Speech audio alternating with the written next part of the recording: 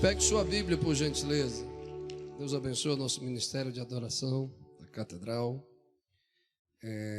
Evangelho de Lucas, capítulo de número 24. Bendito seja o Senhor, nosso pastor daria doutrina hoje, mas ele está com a voz bem cansada. Foram 3 dias de festas intensas e, na verdade, nós descansamos uns dias, mas ele está desde quinta-feira passada.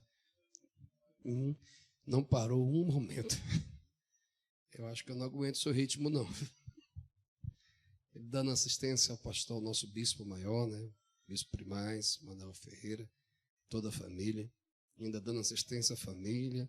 É vovô duplamente. Parabéns, pastor João Adair, pastor Helder, pastor Tiago, né? Que tiveram o Felipe e a Jordana, tiveram seu bebê agora também. Parabéns.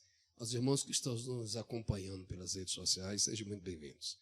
Evangelho segundo escreveu Lucas, capítulo de número 24,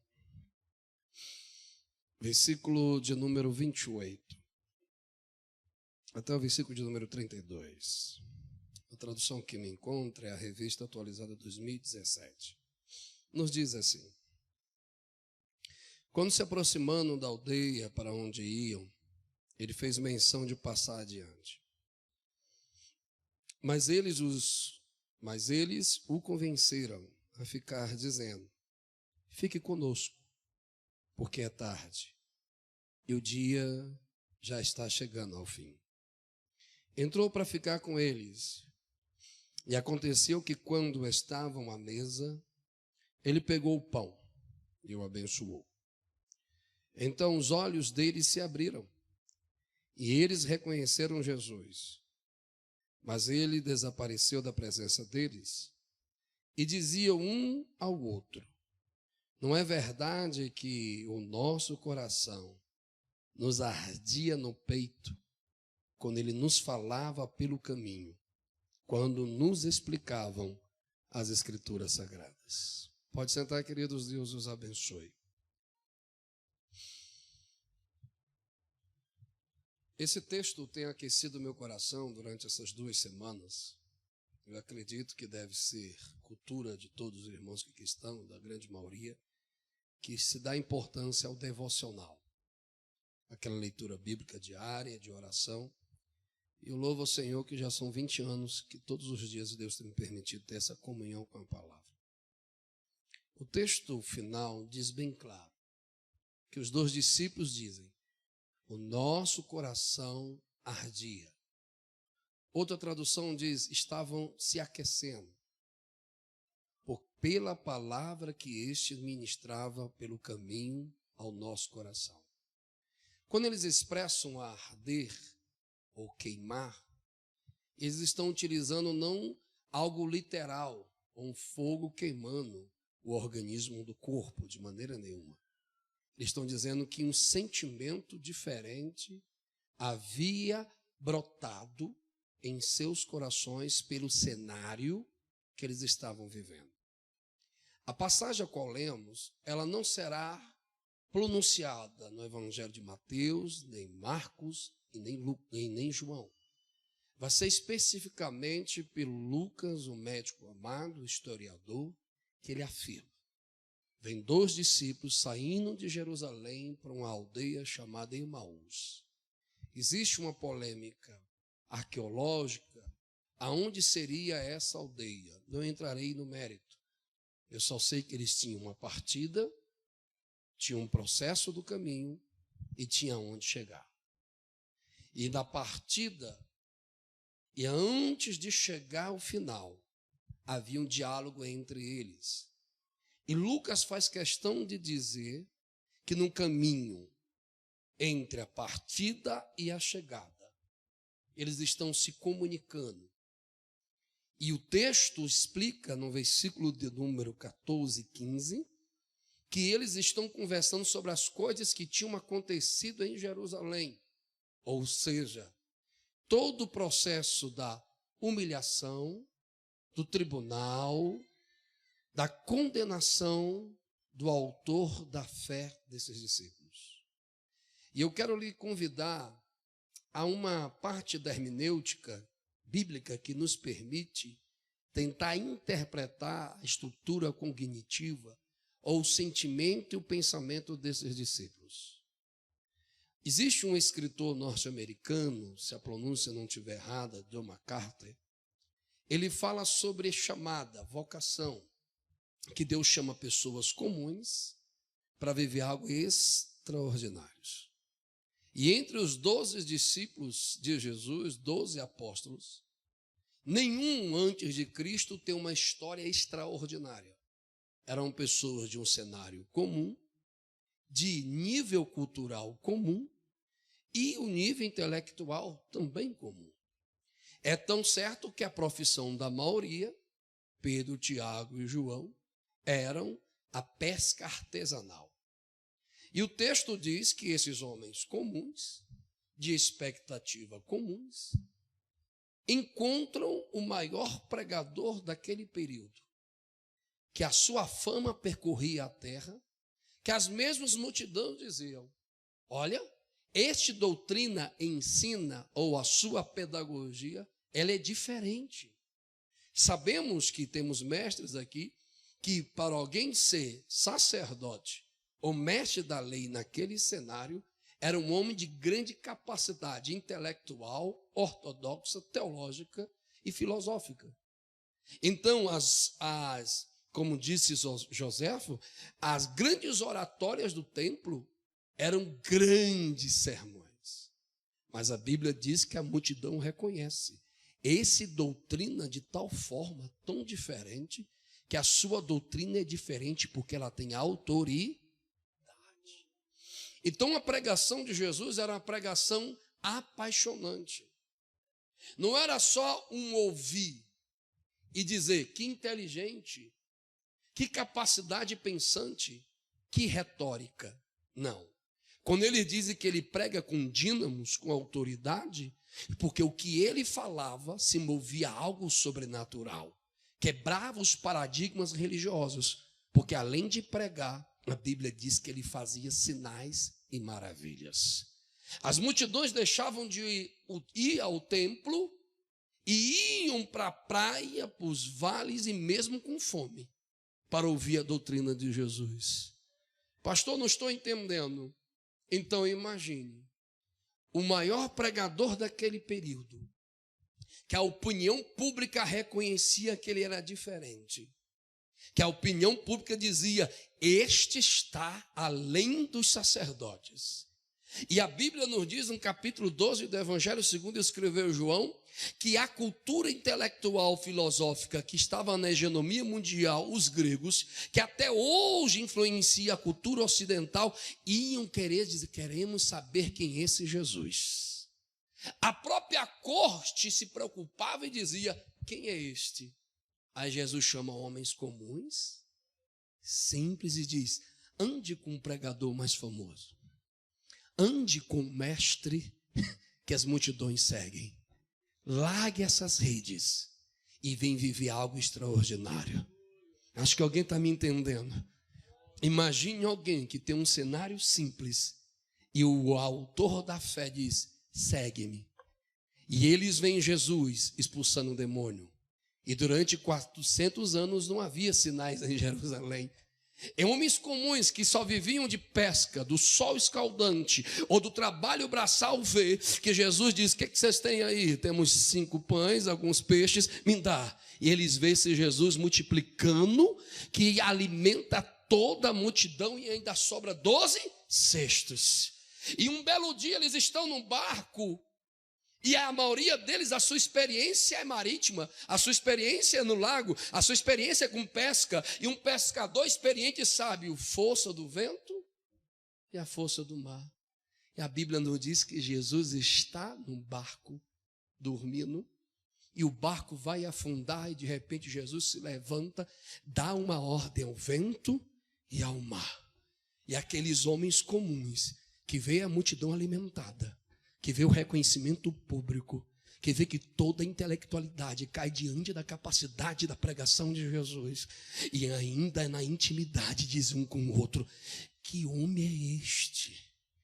Aleluia! Quem é este que até o vento e o mar o obedece? Pronto, se eles são ortodoxos e acompanham as profecias messiânicas do Velho Testamento, este deve ser o Messias. E um dos maiores sinais foi que um cego de nascença é curado por ele. Então, sou comum, mas ele é extraordinário. Sou comum, mas a sua mensagem é extraordinária. Sou comum, mas o seu poder é extraordinário. E ele pega essas pessoas comuns, e vamos ser sinceros, e na nossa divisão de personalidade, ego, índice e superego, nós gostamos de elogio, nós gostamos de títulos, nós gostamos de reconhecimento. Aí Jesus pega pessoas comuns, que não têm reconhecimento, que não têm título, e vem viver algo extraordinário. Vem comigo, por favor. Durante 3 anos e meio, popularidade, visualidade, reconhecimento. Quem é aqueles ali? É os discípulos de Jesus. Quem é aqueles ali? É os pregadores de Jesus. Quem é aqueles ali? É os que estão acompanhando o Messias. Mas de repente eles veem a popularidade, veem a aceitação, veem a aprovação pública de Jesus, que na hora que Jesus entra em Jerusalém, as pessoas colocam as plantas e começam a cantar: Hosana, Hosana, bendito aquele que vem em nome do Senhor. Mas eles saem de um momento de exaltação, e num momento para outro, o seu pregador, o seu famoso, começa a ser tratado como um criminoso. A mesma multidão que gritava Hosana é a mesma multidão que gritou: crucifica. A mesma multidão que viu os pães é a mesma multidão que diz: não queremos. A personalidade humana, ela é perigosa, porque no mesmo cenário que ela ama, ela pode odiar. No mesmo cenário que ela é grata, ela é ingrata. No mesmo cenário que vivemos, qualquer coisa muda extraordinariamente por um momento. Mas a Bíblia nos diz que esses discípulos estão no caminho. E eu acredito que eles pensavam assim: como é que pode? O culto dele tinha 5.000 pessoas. Como é que pode? Os demônios se prostravam e o reconhecia. Como é que pode? Ele acalmou o mar e o vento. Como é que pode? Ele tinha poder sobre os céus e terra, e agora foi morto, foi humilhado. Mas você me pergunta: pastor, qual é a sua didática? Assim é a fé cristã. Precisamos ter estrutura para o dia do sucesso e para o dia do fracasso. Para o dia de vitórias e para o dia de guerras. O Espírito do Senhor me possui e fala em minha alma. No caminho da frustração, a gente esquece das promessas, porque a gente está condicionado à realidade que vivemos. O Senhor está convidando alguém: não faça de suas emoções a interpretação daquilo que Deus tem para você. Faça da sua fé a inspiração de interpretar que mesmo que esteja na humilhação, a esperança não morreu. Porque a Bíblia nos diz que eles estão conversando no caminho. Mas uns versículos antes, pastor Herbert, diz a Bíblia que as mulheres já tinham ido no sepulcro e Jesus não estava mais lá. Uns versículos antes diz que Pedro e João já tinham ido lá e Jesus não estava lá. E a notícia tinha chegado a eles: ei, ele não está lá. Mas a frustração nos leva àquilo que a maioria de nós, quando Deus usa alguém para nos fazer uma promessa, a gente diz: a promessa é linda, mas como é que isso vai acontecer? Geralmente, quando as nossas emoções dominam a nossa crença, queremos que Deus nos prove como vai ser o milagre. Queremos que Deus nos explique como vai ser o milagre. Mas eu quero abrir um parênteses: o sepulcro estava vazio. Então não sei qual a cruz que eu passo, mas eu sei quem pode vencê-la por mim. Alguém está me ouvindo aqui? Aleluia! Já estou concluindo. O texto diz que esses discípulos, dá-se a entender, saem de um cenário de exaltação para um cenário de ver o seu mestre crucificado entre 2 ladrões. E de repente, Jesus se aproxima deles. Jesus o quê, queridos? O autor da fé, que conviveu 3 anos e meio, que comeu com eles, se aproxima. E a Bíblia diz que eles não reconhecem. Aleluia. Quando as nossas emoções é o guia da nossa fé, estamos cegos para coisas espirituais. Aleluia, vou repetir. Quando as nossas emoções é que administra as nossas decisões, estamos cegos para as coisas espirituais. Mas louvado seja Deus, mesmo que eu esteja frustrado, sufocado, Jesus não desiste, porque Ele se aproxima de mim. Alguém está entendendo? O texto diz que Jesus se aproxima deles e eles não reconhecem. Tem muitos de nós hoje, inclusive a mim, que Jesus está agindo no contexto de nossa vida, mas não temos percebido o que Ele está fazendo. Eu vou gritar, ver se alguém acorda. Não é sobre você, é sobre o propósito que Ele tem para fazer. E o propósito dele não queima etapas. Antes do Pentecoste tem que ter cruz. Antes da cruz tem que ter ensinamento. Mas entre o Pentecoste e a cruz, e entre a cruz e o Pentecoste tem um sepulcro. E ele vai ser depositado sim lá. Ele vai ser sepultado sim lá. Mas vai levantar e vai ressuscitar no terceiro dia. Ou seja, aquilo que Deus tem para fazer na minha e na tua vida não vai se acabar pelo momento. Porque Deus não me traz para momentos, Deus me traz para propósito. Alguém lembra da introdução? Há uma partida e há uma chegada. E entre a partida e a chegada há um processo. E é nesse processo que Deus nos faz treinar. É nesse processo que Deus nos ensina. Deserto para crente não é sepultura. Deserto para crente é treinamento para vitoriosos. Está na hora de parar de reclamar e começar a enxergar que Ele está dominando todas as coisas. Quem me ajuda a adorar? Aleluia!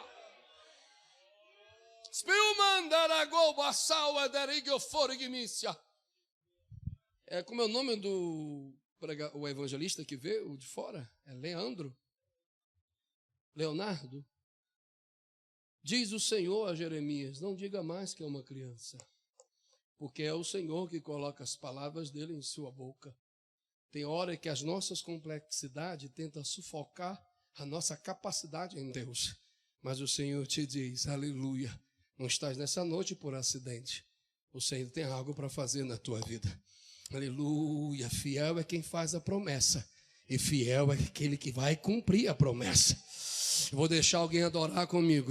Eu não sei como está o caminho da tua frustração, mas Jesus está pertinho. Aleluia. Eu vou repetir.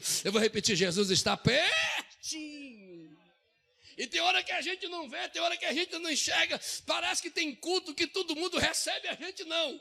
Parece que tem culto que todo mundo entende a palavra e nós não. Porque as nossas emoções estão cegando a nossa percepção espiritual.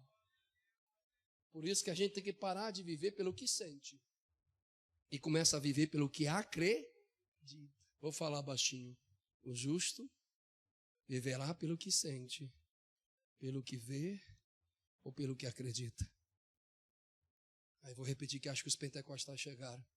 O justo viverá pela fé. Vou repetir mais uma vez.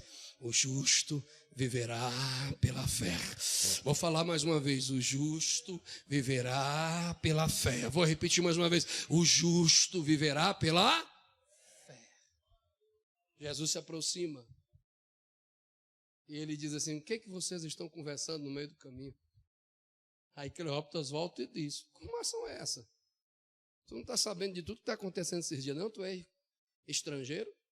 Como Jesus, um homem grande em obras, grande pregador, Deus era com ele, mas porém morreu. Ei, irmão, não é porque você está perdendo agora que o propósito está perdendo. Tem hora que num processo precisa perder para poder receber. Alguém deveria ter dado glória, mas deixa para lá. Jó só recebeu tudo em dobro quando perdeu tudo. Ninguém recebe mais se não estiver disposto a perder. Ninguém pode ter um carro melhor sem ainda estar apegado àquilo que é pior. Está na hora de voltar a sonhar que Deus tem grandes coisas para realizar na sua vida. O texto diz que Jesus pergunta e eles respondem sem reconhecê-lo. E ele volta e começa a explicar. E ele grita: seus nécios, loucos, tardio em crer. Que Jesus está dizendo: as emoções de vocês estão te cegando. estão sufocando a fé. Então deixa eu renovar a fé de vocês. Como é que você vai renovar a nossa fé? Nos ungindo, jogando água, caminho de luzes, sal. Não. Vamos voltar para o maior meio de avivamento da igreja. Palavra. A Bíblia nos diz que Jesus começa a evangelizar quem acreditava. Vou repetir. Eles creiam ontem, mas hoje pararam de crer. Jesus volta e começa a explicar quem era o Messias, o que o Messias fazeria e que o Messias ia morrer e ia ressuscitar. Em todo o caminho da frustração, a palavra foi semeada.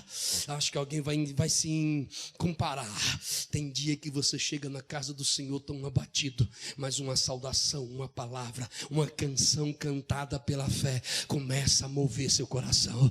De repente você está num carro cheio de dores, cheio de pesar, mas de repente bota um louvor ou bota no YouTube, alguma coisa acontece e Deus começa a falar com você no meio da palavra. Ou de repente um amigo lembra de você, manda um versículo. Ou como hoje de manhã fui fazer compra, um rapaz parou, olhou para mim e disse: Pastor Antônio Márcio. E eu tinha ouvido uma mensagem às 8h30 da manhã que quis abalar minha emoção, mas eu respirei e disse: não, vai valer a pena. Aí quando eu estou fazendo compra, ele olha para mim assim: pastor, o senhor não sabe quem eu sou, mas eu sei quem é tu. Eu digo: vixe, eu estou devendo, vai me cobrar. Não, pastor, quero lhe dizer que uma palavra de um ano atrás, eu estava depressivo, estava trancado em um quarto, mas um culto de terça-feira que o senhor pregou na catedral, e na transmissão eu estava lá com meu telefone, não tinha nem televisão, e naquele dia o Senhor falou que Deus levanta quem está caído, e naquele dia disse: Senhor, levanta-me. Então eu não sei como você entrou aqui, mas a palavra quebra jugo, a palavra quebra o mal, a palavra nos aviva, a palavra nos vivifica, a palavra nos levanta. Quem tem ela aí?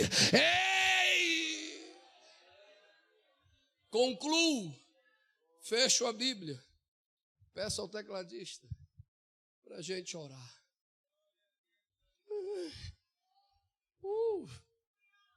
Ela mandou. Cantora Sandra está aí? Cadê ela? Levante a mão comigo, por favor. Eu sinto a presença de Jesus. Diga as minhas emoções. Vamos, fale para fora as minhas emoções. Não pode ser senhor das minhas decisões. Mas diga: a minha fé na palavra vai guiar os meus passos num caminho. Olhe para duas pessoas e diga: ele está pertinho de você. Leu a palavra? Ele está pertinho. Meditou na palavra? Ele está pertinho. Ouviu a palavra? Ele está pertinho. Eu vou gritar que eu estou sentindo Jesus. No princípio era o Verbo. O Verbo estava com Deus. E o Verbo era. E o Verbo se fez e habitou, ou seja, nos convidou não para jantar fora. Alguém pega a visão? Porque quando ele parte o pão, isso quer dizer comunhão, intimidade, koinonia. Quem janta fora é de passagem, mas o pão só é partido dentro da tenda. Só come do pão quem é íntimo, ou seja, o pão da mesa da propiciação, ou seja, a mesa dos pães da propiciação não era fora do tabernáculo, era dentro. E quem comia dentro é quem tinha intimidade. Sabe o que Jesus está dizendo? Volte, meu filho, parar de viver pelo que você sente e começa a viver pelo que você crê. De vez de abrir o WhatsApp para a palavra de derrota, abre a palavra para ouvir palavra de fé. Alguém está me ouvindo aqui? Volte para a palavra, volte para a palavra. Vou repetir até alguém reagir. Volte para a palavra. Fechou a Bíblia. Nos ajude aqui. Se aproxima, Sandra Pires, por gentileza. Não vai nem sentar. Nem eu não, sou pastor, não tenho nada a ver com isso. Eu não mando em ninguém não, meu irmão. Chegue logo. Qual é o caminho que estamos vivendo agora? Qual é a área que Jesus está operando em nossa vida que a gente está tendo percepção?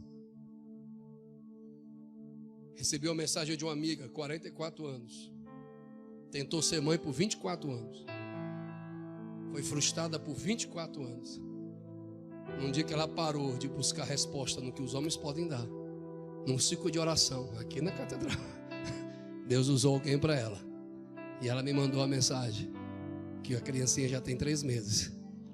Não sei de você, ser mãe com 44 anos É só Jesus na causa. Está na hora. Não está vendo? Volta. Não está sentindo? Seca-se a erva, murcham-se as flores, mas a palavra de Deus não passa. Aí se vocês não reagirem, acho que eu vou jogar água em vocês. Capítulo 21 do livro de Josué, versículo 45. De todas as boas palavras que Deus falou à casa de Israel, nenhuma falhou. E todas as suas promessas se cumpriram. Cadê o povo da promessa na palavra de Deus? Se coloque em pé, por gentileza. Cadê o povo que crê nessa palavra? Deixa eu ouvir você. Pegue sua Bíblia, pelo amor de Deus. Você é pentecostal mesmo? Pentecostal não é água, pentecostal não é sal, pentecostal não é nada disso. Pentecostal é quem ouve a palavra e o fogo incendeia. Pentecostal é quando ouve a palavra, o coração aquece. Ela mandou subir na caia. Sobre faria. É quando eles explicam, quando Jesus explica a palavra, aplica a palavra, Jesus parte o pão. Mas antes disso, o texto lindo, não sei se a Sandra vai pegar a visão. Isso, o texto diz: não vai embora não, Senhor, fica mais um pouquinho. A noite já está chegando, o dia se foi. A tua presença nos deu vida. A tua presença nos inspirou. Eu não sei de você. Eu quero mais da presença. Alemando Yeshua, mamãe. Curve sua cabeça, feche os seus olhos. Enquanto você escuta essa canção, que o Espírito do Senhor te visite agora. A Bíblia nos diz que eles reconheceram. Quando este falava, o nosso coração ardia. Se tiver um verdadeiro adorador aqui, enquanto essa canção for ministrada, o teu coração vai aquecendo. Todo ser que vive,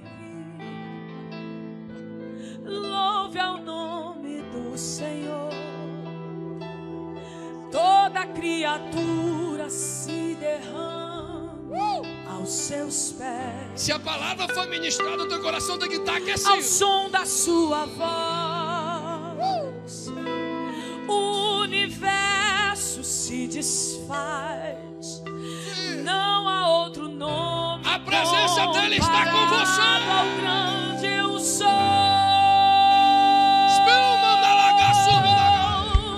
E mesmo sendo pó, com tudo que há em mim,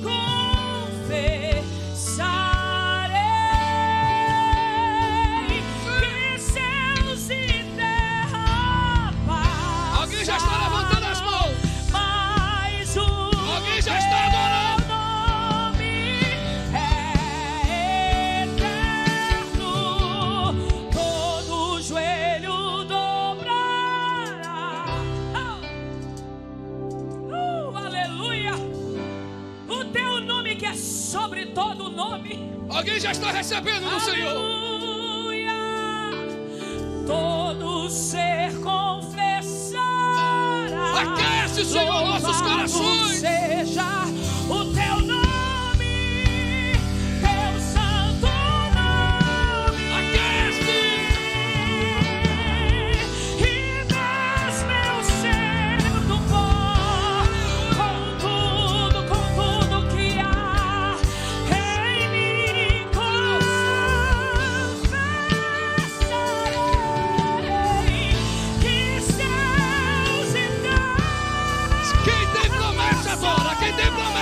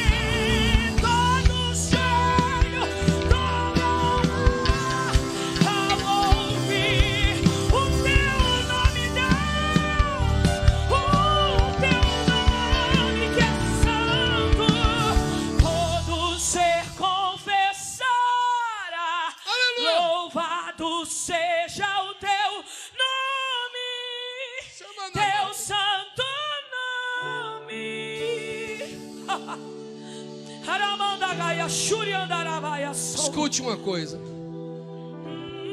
Está aquecendo, não está? Está ardendo, não está? Aleluia.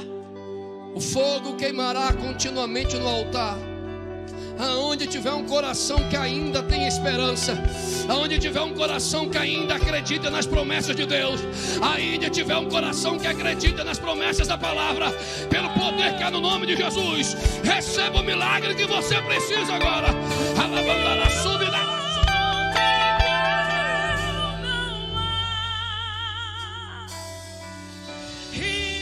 Segura um pouquinho, Sandra, que a gente precisa aqui concluir aqui. Vem cá, Gabi, vem. Vem cá, Gabi, vem. Aleluia. Pede para essa irmã de óculos vir para mim aqui. Lá da 18, pede para ela vir aqui. Vem cá, vem cá, vem cá. O pastor deu liberdade, queridos, para a gente ministrar. Eu quero que a senhora coloque a mão sobre o peito da irmã Gabi. E Jesus vai ministrar algo na mãe dela. Porque a medicina vai até aqui, mas a mão do nosso Deus vai além. Eu disse: Jesus, se é de ti o que eu estou vendo, toca no coração do pastor. Eu digo: não, Jesus, não vou entregar, já passou do horário. A gente fica meio incrédulo, né, pastor Paulo? Aí a gente precisa de sinais. E o pastor disse: ora pela Gabi. Mas não é sobre você, é sobre a sua mãe. E Jesus vai fazer aquilo que o homem não pode fazer. Você crê nisso? Coloque a mão, minha filha. Coloque a mão sobre o peito dela. Vai, minha filha, coloque. Isso. Acho que eu vou chamar aqui na frente, para a gente concluir aqui na frente. Cadê os irmãos que precisam do coração aquecido nesses dias? Cadê os irmãos que precisam sair com o seu coração derramando na presença do Senhor? Cadê os irmãos que precisam que as promessas de Deus sejam renovadas na sua vida? Quem precisa? Corre, corre, corre, corre. Corre. Quem precisa que crê que haverá milagre no caminho da frustração? Quem acredita que haverá milagre no meio do caminho?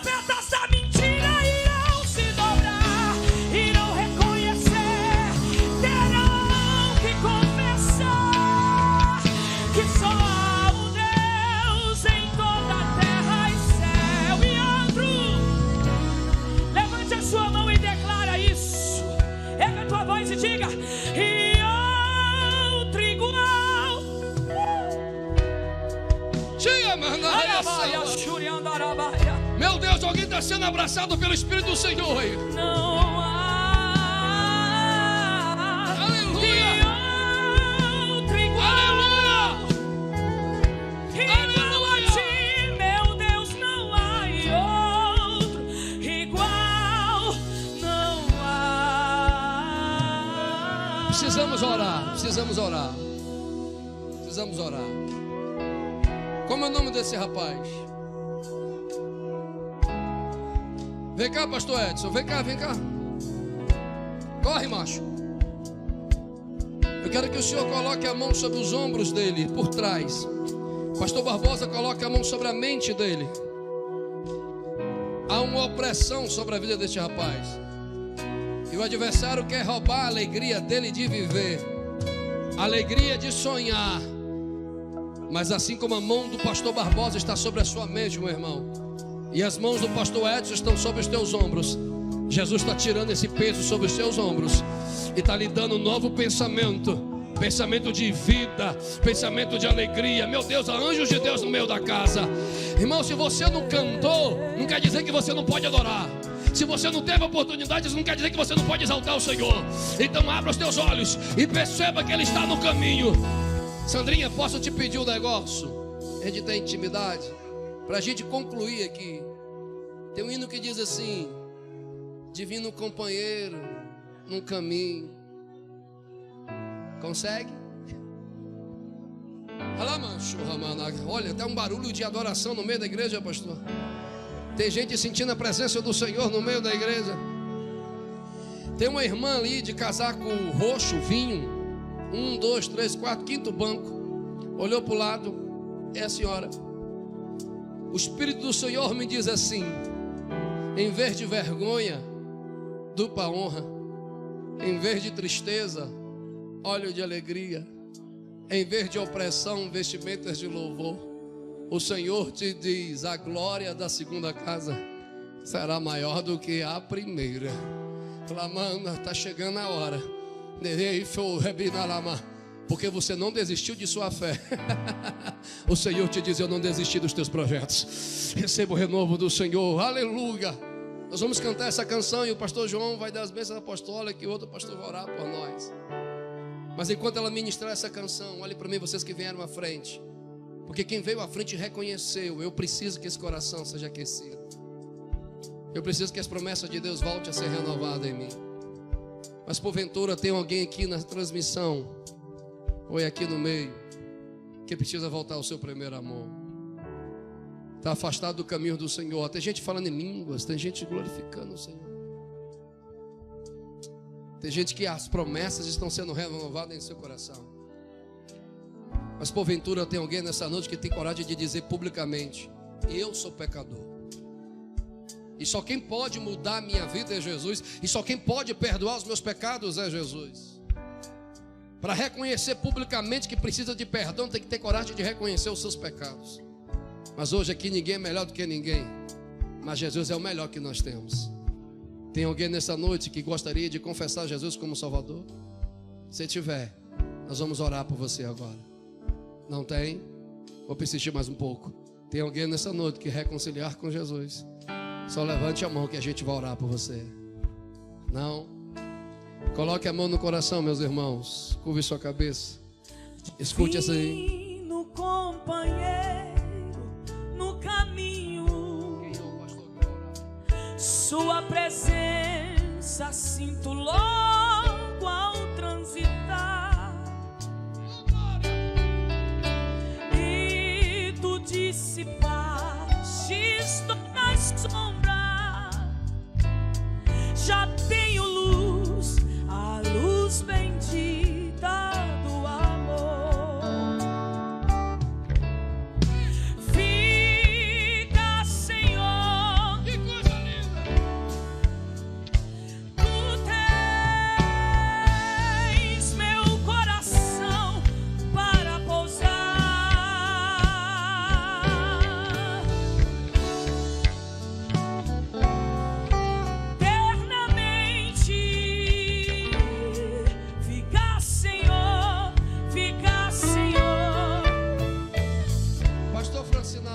Francinaldo, pastor, vem orar conosco, pastor. A sombra da noite se aproxima.